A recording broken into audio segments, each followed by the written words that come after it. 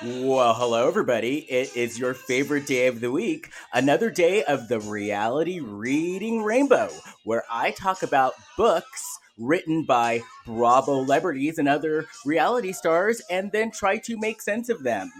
I am Les Kurkendaal-Barrett. I am your host, and it is time for a brand new book. So, without further ado, let me introduce the brand new book that we're reading, Life on the Ramona Coaster, the book written by Ramona Singer. So, I don't know if you guys watched the Real Housewives of New York reunion part 1, but how do I put this? Ramona didn't do herself any favors. Between the corona stuff and the fighting with Dorinda, even though I did think that was mean, like Dorinda telling her that it was a bad facelift. But, just the stuff about, her not giving a shit about the coronavirus and wearing her mask and bouncing around and traveling and living her best life while other people are suffering. It did not endear her to people, and even on the internet today, she's not doing so well. And I figured this would be the perfect time to talk about the book Life on the Ramona Coaster, because part of what I do on this podcast is I not only read the book, I then try to see if the person who wrote the book is actually acting consistently with how they portray themselves in the book. So, Life on the Ramona Coaster. The story. Oh my god. Okay, so before I get started, all right. So, have you guys seen the gossip? I guess about the Real Housewives of Salt Lake City is starting soon, and I tell you what, I was not interested in watching it at all. I didn't plan on watching it at all until I read that thing about that woman, Mary Cosby, who, if you guys haven't read about this yet, Mary Cosby is actually African American. And she is one of the new Real Housewives of Salt Lake City, which, first of all, I was like, yay, diversity, woo! But in her story, it talks about how she is she has, I get, what would you call it, a Pentecostal empire, sort of a religious empire, right? I believe. Correct me if I'm wrong, but I think this. Long story short, in order for her to inherit this, she had to marry her grandmother's husband. Yeah, you heard me properly. She had to marry her step grandfather. Now, her and her step grandfather have now been married for, it says, 20 years, and they have a son together. But after hearing this, I was like, okay, sign me up. I am in. So good job, Real Housewives of Salt Lake City, because after leaking that bit of information, I am in 150%. Let's hope that they do not disappoint, because to be honest, some of our franchises are getting a little long in the tooth and a little boring, and there needs to be more than one shakeup on more than one franchise. um Truth be told, I am kind of bummed that they got rid of Dorinda, because I liked Dorinda, but I see why they did get rid of her. Oh, and by the way, how cool was that fucking revelation about John borrowing money from Scott, from Tinsley's boyfriend Scott? Could you believe that? I was like, oh my god. And as I said, I was on a discussion thread when I was watching it. Hi, Shut Up Mountain. Hey, Shut Up Mountain. How are you guys? I put on the thread, okay, listen, Real Housewives of Beverly Hills. I hope you were sitting and talking and taking notes because this is how a season should be done. This is how you do it, ladies. The fact that they had like down low hidden receipts that her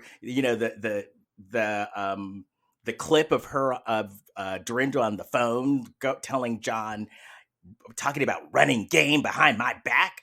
Oh my god, that was so good. But I'm getting distracted. I'm getting distracted, which I tend to do. So let me get focused and let me start talking about our book, Life on the Ramona Coaster. So I got this book on Kindle, $9.99, and I tell you, it was $9.99 well spent because you know the book is very Ramona, like very Ramona. If think about it for a second, think about Ramona Singer, think about all of her antics, and think of that in a book, and that basically sums this book up.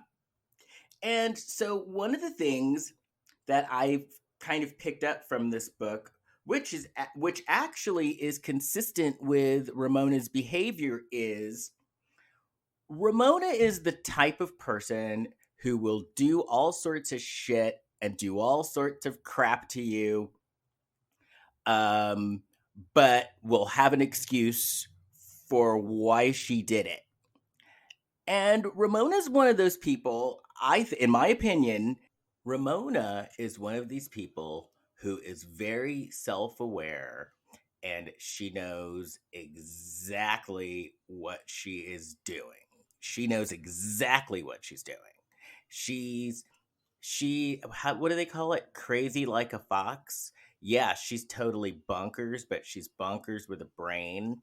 So I think that she does that, but then, you know, has this act of, well, I told you, blah blah blah blah blah. So she's not, how do you, what you see is what you get, but she basically feels that the rules don't apply to her. She's definitely, she's okay. So she reminds me of my ex father in law. My ex father in law was like this loudmouth bully, right? And he would be the type that he would come and basically talk shit to your face, or if you had a shirt that he didn't like, he'd be like, "That shirt's ugly." But if I spoke back and said, "Yeah, but you're a fat ass," then he would get upset and be like, "Les called me a fat ass." Ramona reminds me of that, like that type of bully who can dish it out, but she can't take it. But at the end of the day, she's good TV. So in this book, Ramona not only talks about herself, Ramona gives you life advice. Life advice from Ramona. That sounds so frightening. But okay, so let's start. All right, so we start the introduction is called A Work in Progress. Now, Ramona starts off talking in this introduction about how she was cast in the Real Housewives of New York, and at the time She was happily married. She had a successful 7-figure income and a beautiful 12-year-old daughter. By the way, I can't believe that Avery was only 12. My God, I'm feeling old. Because what is she, like probably 20, 22 at least? How long has the show been on? Yeah, I think like 10 or 11 years, right? So yeah, Avery would be like 22 or 23. It's like, my God, I feel old. So then Ramona goes on to say that starring in a reality show is a humbling experience. And I say to that, bullshit, because Ramona Singer does not have a humble bone in her body. And I wouldn't take her any other way. She's someone else mentioned this. Yeah, she's a total monster, but she's amazing TV. Amazing. Uh, she says that as a reality star, we open our lives up to scrutiny for the cameras. She also says that millions of viewers alternate. Oh, she says millions of viewers alternately judge, adore, revile, idolize, and ridicule us, sometimes in the same episode. And you know what? She is not wrong. It's like, where's the lie in that? She's on it with that. So then she says that the show gives her the unique opportunity to examine her life from a completely new perspective. Um, I don't think Ramona examines her life. I really don't. Um, I think she does what she feels like doing. She wants what she wants when she wants it and doesn't give a shit. She's going to get it. One of the things that they brought up last night in the reunion were all the stuff that she did during COVID, like going to Florida, and she and then didn't I think she ended up having COVID. She ended up having COVID. She ended up having like the antibodies or something, and that did not stop her. She kept on going. So I don't think that there's a lot of contemplation involved. And then Ramona says that she's aware that her past is influencing her because her unfiltered personality comes from her dysfunctional childhood. Okay, I'll give her that. She in chapter 2, she talks about her childhood, and is it chapter 2 or chapter 3? One of the chapters. She talks about her childhood. It's a horrible childhood. Like, her dad was a monster, a total monster. So I could definitely see that affecting her, and I could see her being scarred from that for sure. So then she goes on to tell the story about how, after many years of being estranged, her dad actually came to visit her for Christmas. And she was actually shocked because at the time, she and her dad weren't even speaking to each other. And so he showed up for Christmas, and it ended up being like a good Christmas. They ended up having a nice time, and then her dad like actually passed away soon after that. So, Ramona goes on to give some more life advice. Ramona says that you have to realize that you have reached a turning point and you have to allow yourself to embrace life. Then she goes on to say, very, very few things in life, there are very few things in life that are so bad, you have to pick yourself up, dust yourself off, and be where you want to be. Okay, so then the Ramona then gives more life advice. She says all it takes is a positive attitude and an open mind to discover the obstacles that are weighing you down. And you have to have a willingness to dig deep within yourself and embrace change. Uh, she then says, you have a choice. You can either control your fate and work towards renewing aspects of your life, or you can hide under the covers and complain. Okay, so in throughout this book, Ramona talks a lot about renewal. Like that's her thing. Renewing your life, renewing yourself. Uh and renewal is like a big word that goes throughout this book. And then Ramona ends her introduction by saying that she will always be a work in progress. So then the next chapter goes through her childhood. And like I said, her childhood was not a good one. And I will spare you the details because I want this to be, I want this to be, a happy and upbeat podcast.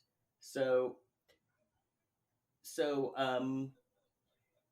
she then goes on to say, oh, she touches on the whole Mario thing. She touches on the whole like how Mario like cheated on her, and that was like the most humiliating thing in her life, which I can agree with that. Nobody wants to be cheated on. Nobody likes to be cheated on. And I'm trying to vamp while I find my notes here. Oh, here we go. I found them. So, okay. So yes, she mentioned how like Mario cheating on her and how that actually like really hurt her. But then she says that she's going to go into it further later in the book. So okay, so chapter 2 is such a drag because it goes on about her childhood, and like I said, her dad was an absolute monster. So let's skip to chapter 3, shall we? So in chapter 3, Ramona leaves home, right? She's 17 years old, and Ramona ended up getting a degree from the Fashion Institute of Technology. So get this. They were starting this new program, right? And so Ramona said that she went to the dean and she convinced him to let her into this honors program. And then while she was in this honors program, she became a buyer for Macy's. So she says that she started out part time while she was in school and she worked her way up to sales manager. Now, this was in the 80s, right? So in the 80s, do you remember that? Do you remember she the Brooke Shields commercial? Okay, so I'm really old, right? So I remember that Brooke Shields commercial. Do you know what comes between me and my Calvins? Nothing. When Brooke Shields was hawking jeans, Ramona actually worked for Calvin Klein during this time. And then she says that after her stint with Calvin Klein, she got a job for Vera Klung. I have no idea who that is. I know who Vera Wang is, but Vera Klung, I guess I better Google her. So then Ramona says that what happened is she shocked everybody because she was a buyer, right? And she shocked everyone by selling millions of dollars worth of inventory in a few weeks. But you know what? Say what you will about Ramona. I bet Ramona Singer is an amazing salesperson. I bet that she goes in there and she is just relentless. And I think she goes in there, she wears you down and is like on top of you until finally just to get her the fuck out of the room. You're like, okay, I'll buy it. I'll buy it. Please leave me alone. I'll buy a million of them if you never come back. I could totally see that. So, but Ramona then gives sales advice. she says that this is advice of this is what you should do as a salesperson. She says rule number one is you always start high. So she's a fashion merchandiser, right? So she gives an example. If I had a pant or a top that I needed to sell for $8, I would ask for 10. Oh, get this. Okay, so then Ramona actually, okay, another thing about Ramona, remember I said that Ramona is self-aware. Ramona is not dumb. She that is one thing. She is not a dumb woman. She had her own company at 29 years old. Uh so this is around the time that she met Mario. So, I guess she had been in a relationship and he was in another relationship and the relationships had ended. And she says the way that she actually met Mario was because she used to flirt with Mario at the gym. And at which I could totally see Ramona back in the 80s with her headband and her side pony batting her eyes. So oh, so get this. Okay, so she gives Mario her number, and she says that when Mario called her, she told him she didn't want to go out with him because she had just gotten out of another relationship. But she says Mario was persistent and he was charming and he wore her down and they went on a date and the rest is history. Oh, okay. So then, Ramona then goes on to talk about the show and how I keep on forgetting that New York was actually only the second in the franchise. So New York was basically Roni was basically considered just a spinoff of Orange County. So, like, I didn't like it isn't it hard just to think back when like there were only like when Real Housewives of OC was it like that was the only one. Oh, okay. So at first, um, Ramona had reservations about taking the job, and she says that one of the main reasons that she took the show was because she and Mario had separate businesses. Um, she says that her business was successful, but Mario's business was not. His business was actually failing. So she took the show as a way to save the business. And so she says, of course, oh, so yeah, Mario had a jewelry line called True Faith Jewelry, and it was failing. So she says that so she says, and I quote, that night Mario and I sat down with Avery at the dinner table, and I said, Avery, we have an opportunity to do this reality show. We'll be in the public eye, but we're not doing it to be famous or popular. Bullshit. Bullshit, Ramona. We're not doing this to be famous or popular. We're doing it to help your father's company develop a new business. We're doing it to bring more exposure to your father's website. Yeah, and there's a bridge in Brooklyn I would love to sell you, but you keep thinking that, Ramona. She does at times in the book she tries to make herself sound really humble, which we all could see through that. We all know that there she's not humble. We know. Okay, so then she talks a little bit more about her career and how she was very goal oriented, and since her dad was such a monster and since she had just such a terrible home life as a kid, she knew that she had to succeed uh, to she knew that she had to succeed to get out of there and to save herself. So she started working young. She started working at like 15. She was a good student. She was smart. Like I said, she's smart. And so her smarts and actually her tenacity is what got her out of that situation.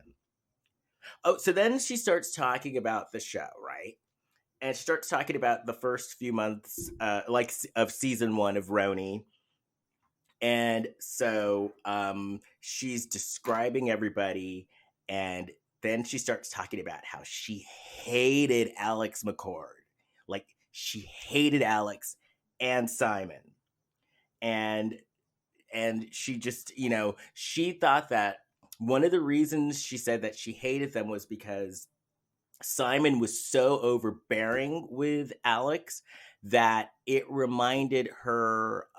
triggered Ramona because it reminded her of how her father met her mother, or how her father treated her mother.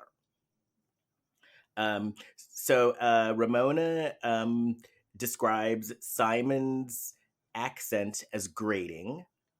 She says, and I quote, Alex seemed like a puppet on a ventriloquist's lap. And she said that the reason why she continued to hate them was because she would continually get triggered and she would see them and it would just remind her of her parents' codependent relationship. So then she lays out another big truth. Um, so she goes on. So she says, she goes on through season two. Season three, she decides that she's going to get rid of her judgment and give Alex and Simon a chance.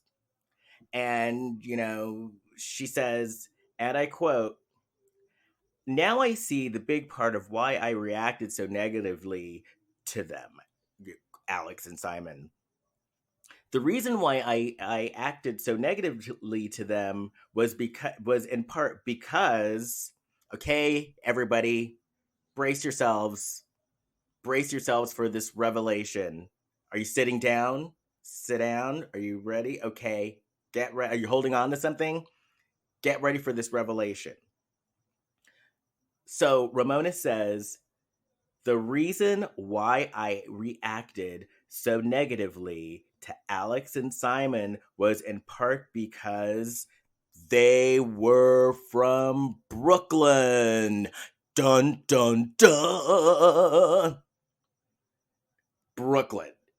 She hated these people because they were from Brooklyn.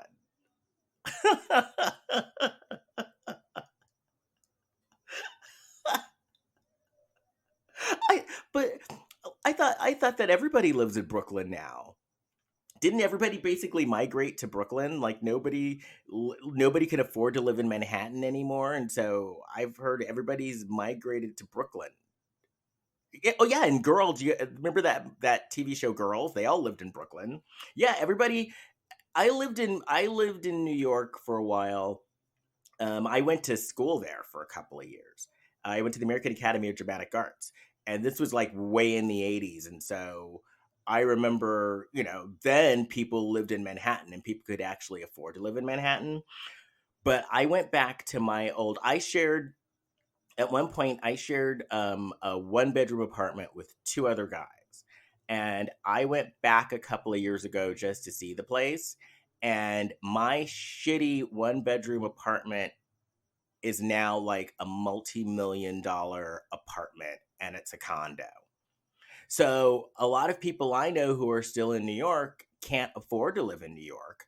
Um, or well, they can't afford to live in Manhattan.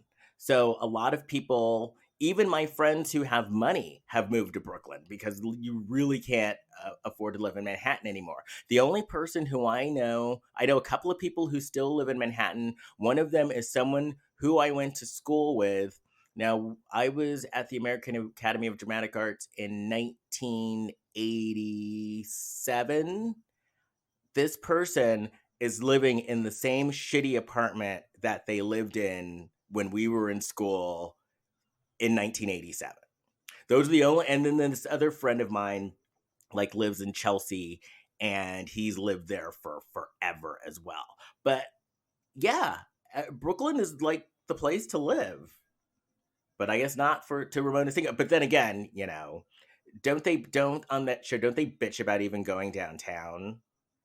And aren't there a lot of tattoos in Brooklyn? Doesn't Ramona hate people with tattoos? I don't hate people with tattoos. My husband has a tattoo, but yes, I'm just remembering how all the ladies were giving Leah shit because she had a tattoo. Oh, by the way, I hope I'm not being too vague. I mean, I know that a lot of people who are listening to this are Bravo fans, so sometimes while I'm talking, I assume that everybody is a Bravo fan. But just in case you aren't a Bravo fan and you've just happened upon this, I hope I'm not being too vague, and I hope that I'm not having too many inside jokes and too many inside things. And if you're listening to this and you've never watched The Real Housewives of New York, get your ass to a TV and start watching it, because Real Housewives of New York, out of all of them, my two favorite franchises are The Real Housewives of New York, and coming into a close second is The Real Housewives of Potomac. Potomac, they've stepped up their game. They have stepped up their game. My favorite housewife is T'Challa Samuels, the bird. But yeah, so if you're listening to this and it's not making sense to you because you're not an avid Bravo watcher, it's time for you to become one. So there. Bravo, you can send my check in the mail. I'm getting you people. I'm getting you more viewers. Anywho, so okay, so Ramona's going through the show, right? She's going through the show. She's dealing with Jill Zarin. She's, making a name for herself on the show. But then Ramona says that after season 1, her being out there and acting the way that she was acting really bothered Avery. So for season 2, she tried to rein it in just to make Avery feel better because Avery was embarrassed. Well, for good reason, but Avery was embarrassed. So she said, I tried to rein it in a bit. I watched my P's and Q's and I was more sedate. And she said, I avoided conflict, but I wasn't having fun. So she says that one of the producers, oh, actually, one of her people, one day pulled her aside, and the person said to her, "Where's the Ramona I know and love? Who are you this season?" And Ramona says, "That's when I realized I was overcompensating and had swung too far in the other direction. I wasn't being true to myself," which is something that I think a lot of housewives struggle with when they first come on the show.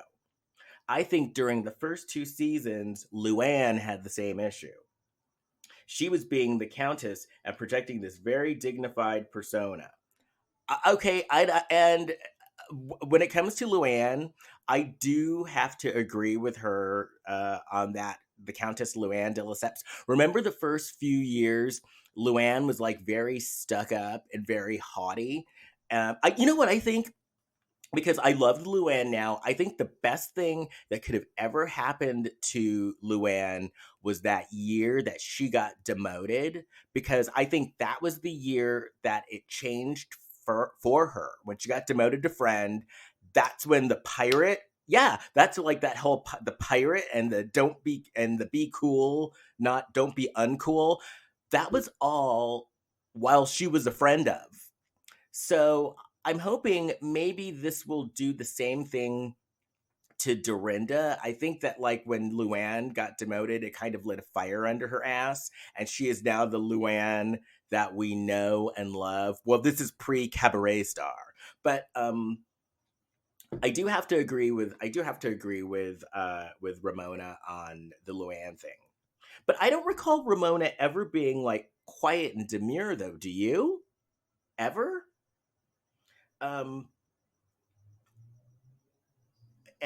ever do you ever recall Ramona being like quiet? I never saw her as subdued. I think the most subdued she's ever been was when she was when she was in Fashion Week and her eyes were bulging when she was doing that fashion show. I think that's the only time I've ever seen her kind of subdued. So then Ramona then goes on to say at this so this book was written years ago, like many years ago. So at this point, Ramona had only been on for 7 seasons. What are they at now? Like season 11, season 10, season 11. So Ramona says the reason why I've done The Real Housewives for 7 seasons is because I have fun working and interacting with the other women on the show.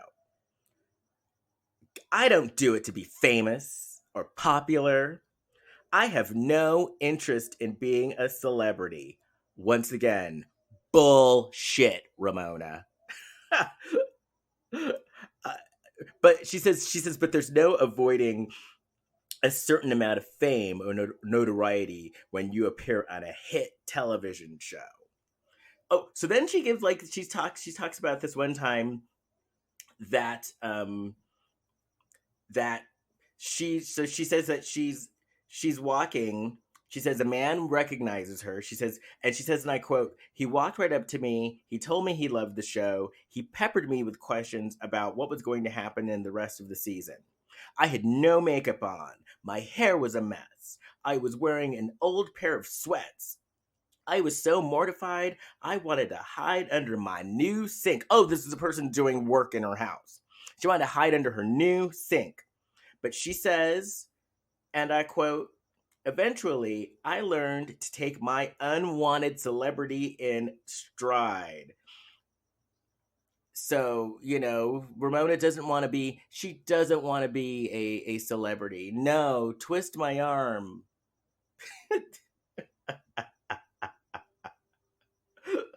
So,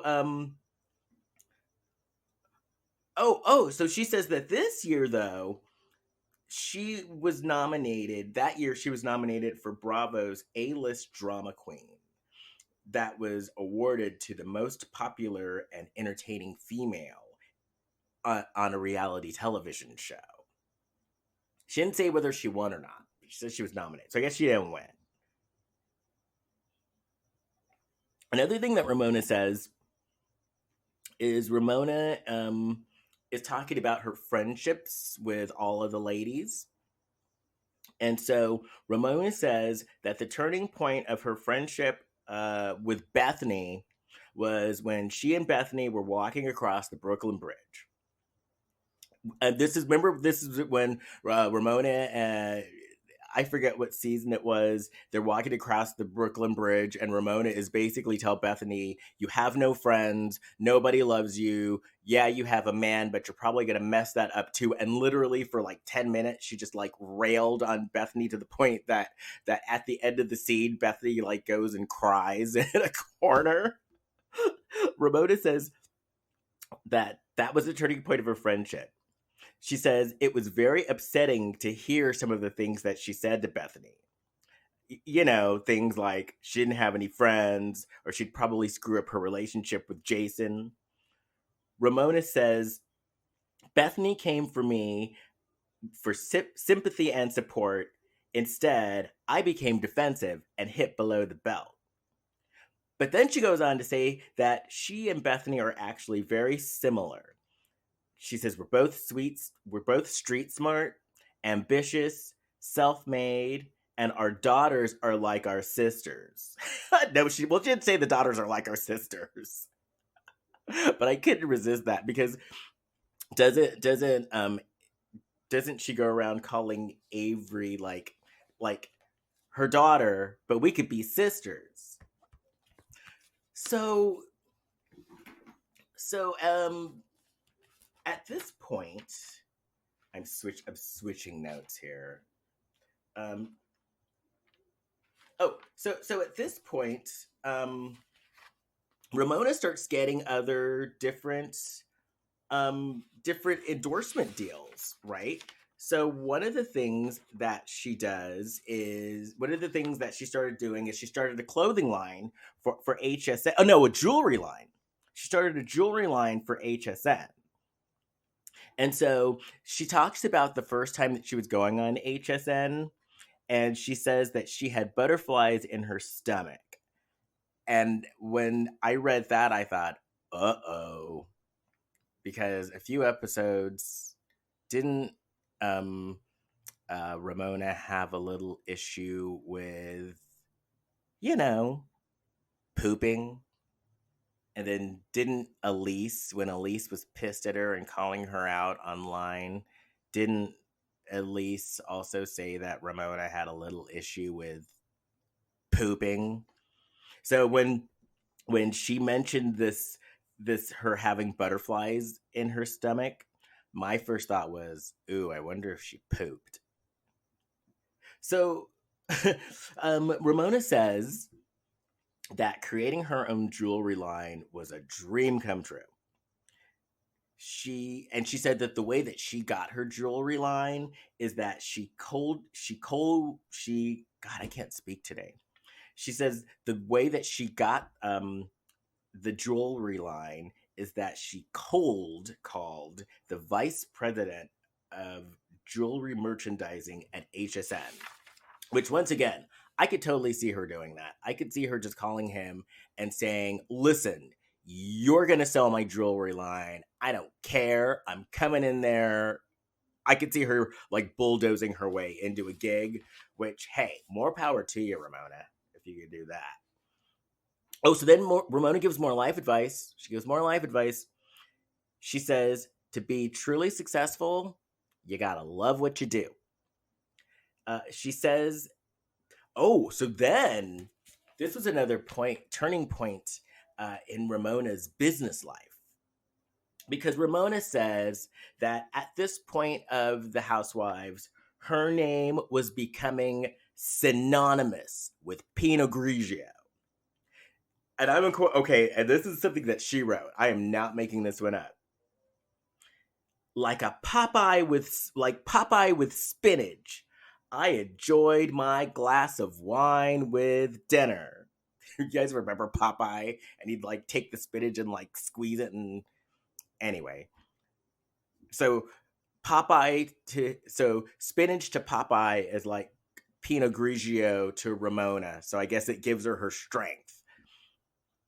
So and then she goes on to say, I enjoy a glass of wine with my dinner, and I'm like, a glass, just one glass, a glass. Oh yeah, bullshit, Ramona. a glass, one glass of wine. Yeah, right.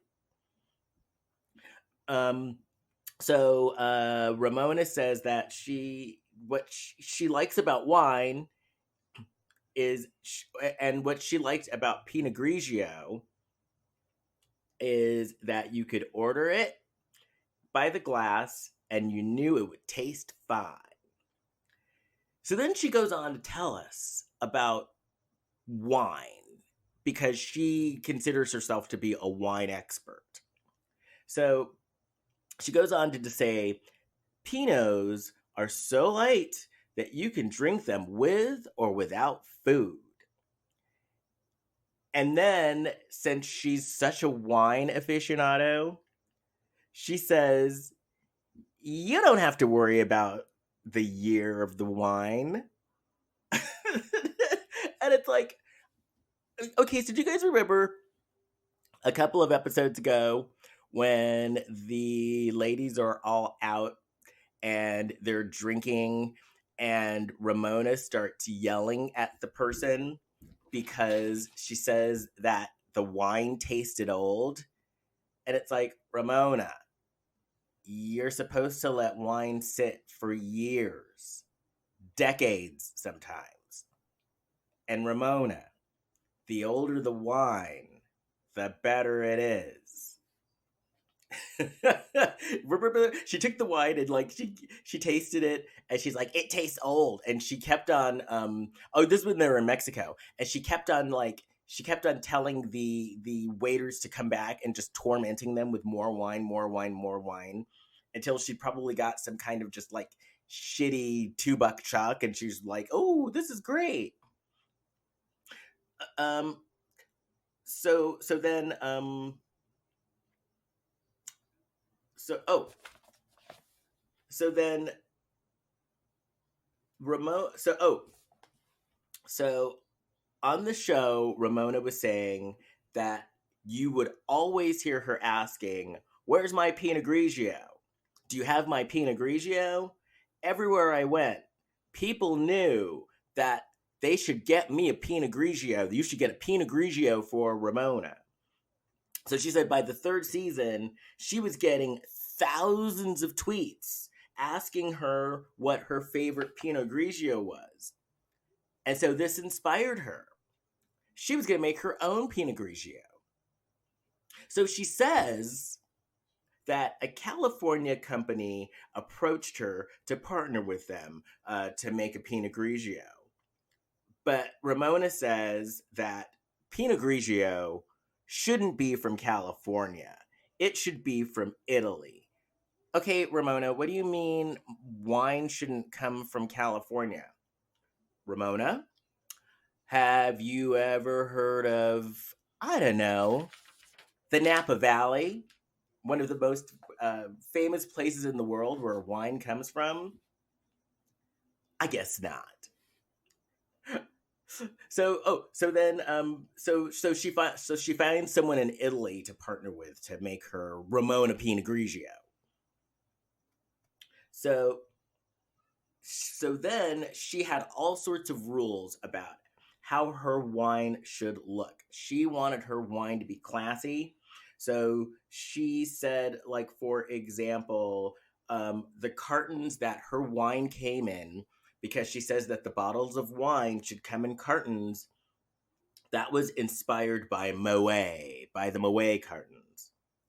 And she says, and this is when Ramona Pinot Grigio was born.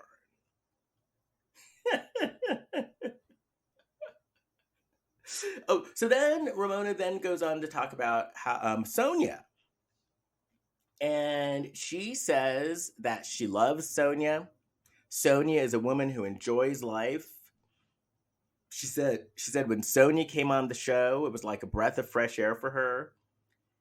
And she said that after Bethany left the show, she felt that Jill Zarin started gunning for her. And she said the reason why Jill Zarin started being mean to her and coming after her was because Jill Zarin was jealous of Ramona Pinot Grigio. Oh, so now this next part was very uncool, I thought. But it's typical Ramona. Ramona Ramona says at this point Jill was trying to make it look like she had a drinking problem, right? And she says that Jill was saying that she was drinking too much. And Ramona said that it was a lie and she says that she was upset because if a lie is repeated too much on TV, people will believe it. Okay, I'll give you that. That's kind of true. But then she goes on to out Jill and she went on to say that she suspected that Jill had a drinking problem of her own, and that's why she didn't drink. And then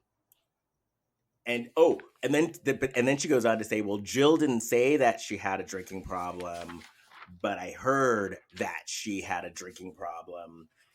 And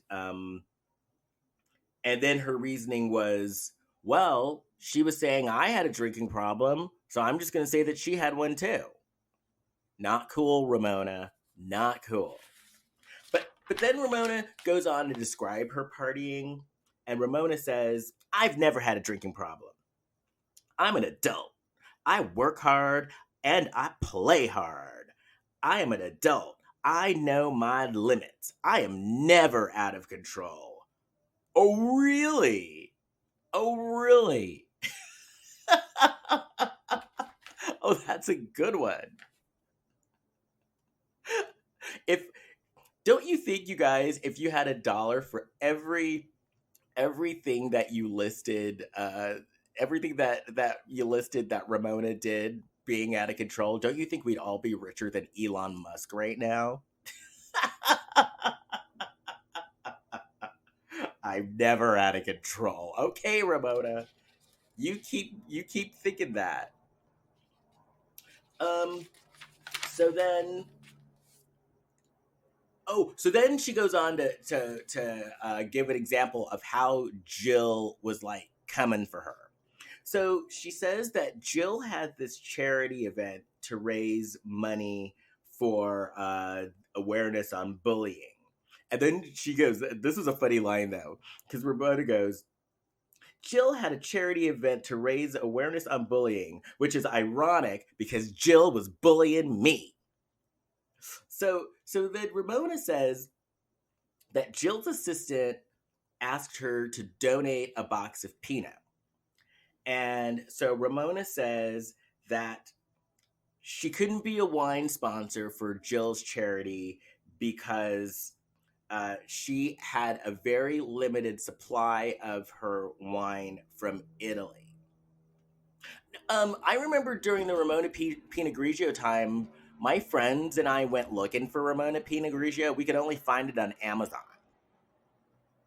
Anyway, so Ramona says Jill could, that she couldn't be a wine sponsor for Jill because she didn't have enough wine, uh, but she wanted to be helpful to Jill.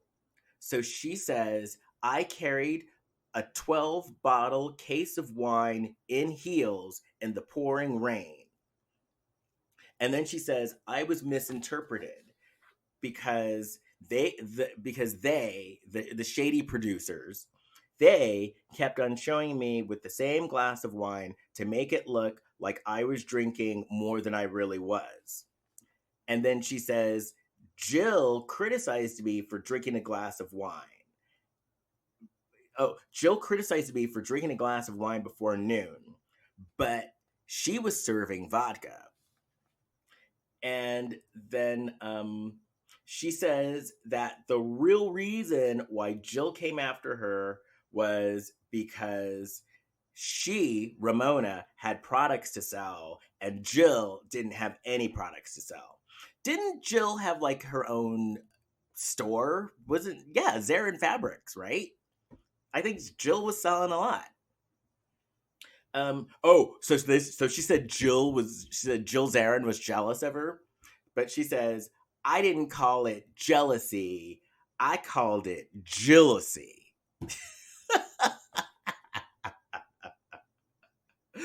And then Ramona describes herself as Jill's punching bag. And during this time, Ramona says she wasn't getting along with one of the producers as well. And she says the reason why she wasn't getting along with one of the producers was because he didn't like powerful women. And she says that she has a strong voice. She's a powerful woman. She refuses to apologize. And that just intimidated him. And so she said that the way that that producer was trying to get revenge on her was he was trying to pit her and Sonia against each other. So he was trying to get her and Sonia to fight.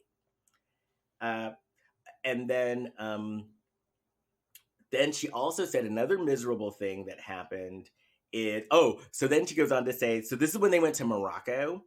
And so she says this producer had it out for her so much that the producer set it up for that psychic to tell her that Mario was cheating. Remember when they went to the psychic in the Morocco episode? Yeah, she says that was a setup. Ramona, I actually think that you should go back and give that psychic some extra money because that psychic was not wrong. Mario was cheating on you. So then Yeah, Ramona was like, she said that Mario was cheating on me, but there's no way that Mario could have been cheating on me because we had just renewed our vows. Okay, all of you Bravo watchers out there know that the death knell for any marriage on Bravo is renewing your vows. Didn't Vicky renew her vows with Dawn? Didn't I'm trying to think of who else reviewed their vows. Didn't who, I can't remember anybody. Niecy Nash keeps on coming up, and she's not even a Bravo show. But didn't Niecy Nash like renew her vows all the time, and that marriage ended, and she's got married again. Now she's a lesbian. Well, I can't think of any other people other than Vicky and Ramona, but it's the death knell. It is the death knell. Oh, okay. So then after Jill and Ramona had a huge fight, Ramona said she went up to that producer that was gunning for her, and I said to that producer, "You broke me. Are you happy? You broke me." So then so then Ramona goes on and says that she starts feeling better though because the producer ended up leaving, and then she said in 2011 that was her year. She said in April 2011 she was awarded with the Entrepreneur of the Year award. She said that November 1st of that year she was awarded with the Mogul of the Year award at the Stevie Awards for Women in Business. And then she goes to rattle off all her businesses that she had going in 2011. She said, I had a skincare line. I had my HSN I jewelry. I had True Faith jewelry. I had Ramona Pinot Grigio. I also had Ramona Merlot. Do you guys remember Ramona Merlot? I don't remember Ramona Merlot. I just remember Ramona Pinot Grigio. But she said that there was a Ramona Merlot as well. She said she was working entirely too much. And then she goes on to say, this is what happened. She says, some people go after sex and drugs and alcohol. I dive into business as a way of not getting close to people. She says things got out of control. Then she says that she made some big mistakes. Like, for example, on the HSN, she said the price of the jewelry was way too high. And she said in 2012, she hit the wall and she came down with vertigo, which, oh wow, like I've had vertigo before. Vertigo is not fun. I got vertigo when I went on a cruise to Alaska, and it was like a 2-week cruise, and like for the first week after that cruise I had vertigo. So yeah, that's not pleasant. So because of the vertigo though, Ramona decided that she was doing way too much, and so she decided to spend more time with Mario and her daughter's sister, Avery. Oh, but then she said soon after this, Avery was going to college. She says one of the reasons why she was working so much is because sending a kid to college is a small fortune, which is true. And then she says, I'd rather make money than go to a girl's lunch. Okay, Ramona, that's not true. You lie like a rug. Ramona, don't you brag about how you have 60 friends who you always go to lunch with? Didn't you have a party for your 60 friends?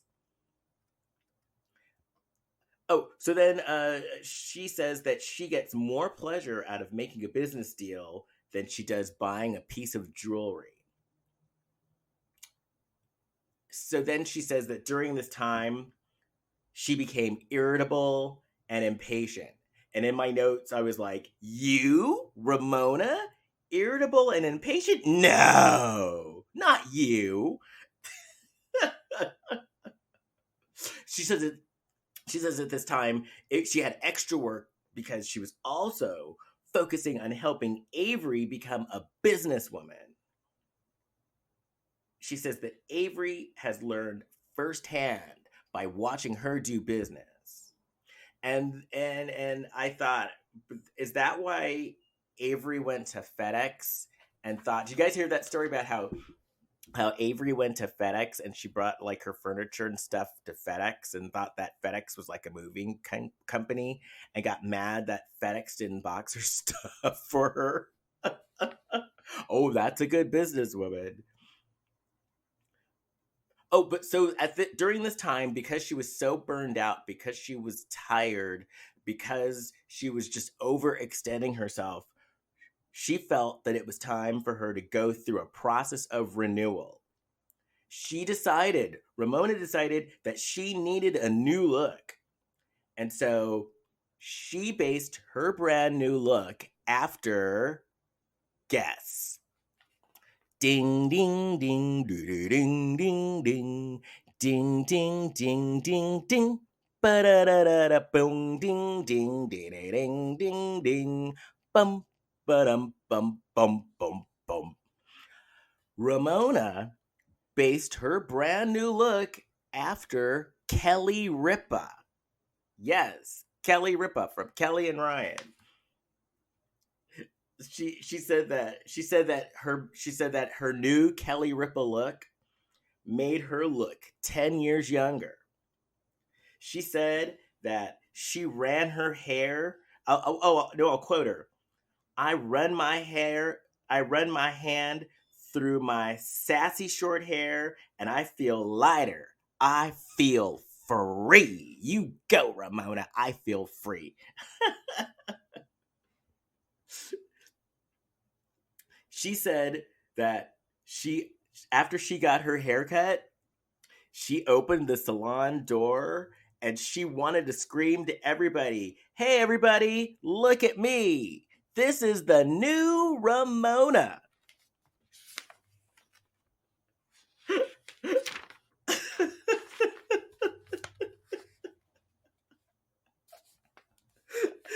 The new Ramona.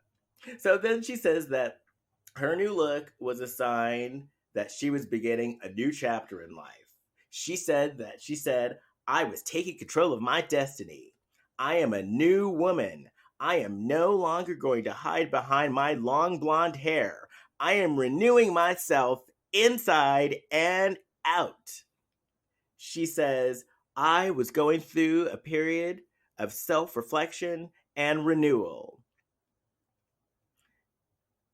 And then she says, soon after her period of self reflection and renewal, Avery went to college. And that's when her marriage to Mario started to fall apart. And this is where I will leave you for today. So come back next week for part 2 of Life on the Ramona Coaster. Oh, you know what? I forgot to mention the reason why I played that song in the beginning when I was announcing the book, roller coaster of love, is because the Ramona Coaster just kept on reminding me of that song, so that's why I played it at the beginning. Anywho, thank you guys so much for listening to this. I'm still new at this, and so I'm still new at doing my own solo podcast, and so I'm still getting the lay of the land and figuring things out. So thank you so much for your patience. Thank you to my friends at Shut Up Mountain for being supportive and for listening. Get this, you guys. I now have an email. If you have suggestions of books that you want me to read, send your suggestions to therealityreadingrainbow@gmail.com. All one word, therealityreadingrainbow@gmail.com. Please suggest books that you want me to read because I will read them. And thank you guys who have already suggested books. I have a good list of books. I have everybody has been so awesome with their book suggestions, and I will read every one of your book suggestions. Yeah. Oh God, the book that I'm so excited to dive into. Someone, I hope I'm pronouncing your name right. Itia, Atia from Shut Up Mountain, um, recommended the House of Hilton, and I downloaded it on Kindle. Oh my god, that book is gonna be so amazing. Also, thank you to Scott Hudson. Scott Hudson, also from Shut Up Mountain, sent me a copy of the Danielle Staub book. So I was gonna do the Danielle Staub book after this one, but the House of Hilton looks so good that I am like diving into that ASAP. Anyway, that's it. Come back next week for part 2 of Life on the Ramona Coaster. And I think that's it. Talk to you next week. Bye.